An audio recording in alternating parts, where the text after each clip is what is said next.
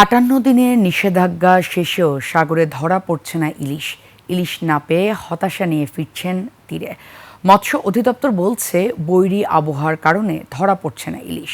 কুয়াকাটা কলাপাড়া প্রতিনিধি নাসির উদ্দিন বিপ্লবের তথ্যচিত্রে desk report.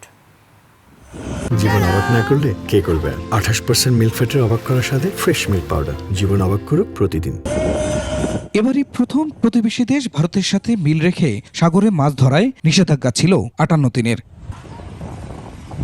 অনেক আশা নিয়ে 11 জুন মধ্যরাত থেকে সাগরে নামেন উপকূলের জেলেরা। তারপর কেটেছে এক সপ্তাহ। তবে কুয়াকাটায় জেলেদের ফিরতে হচ্ছে হতাশা নিয়ে। সাগরে যাইয়া যে মাছ আশা করছি সেই মাছ আমরা পাইনি।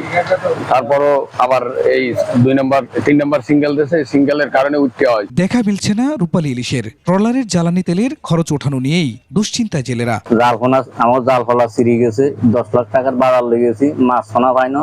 17 জন মানুষ কি নিয়ে খাইব? মৎস্য অফিস বলছে সাগরে অতিরিক্ত তাপমাত্রা থাকায় মধ্যসাগর থেকে উপকূলে আসছে না ইলিশ। বৃষ্টি শুরু হওয়ায় ইলিশের উৎপাদন বাড়ার আশা।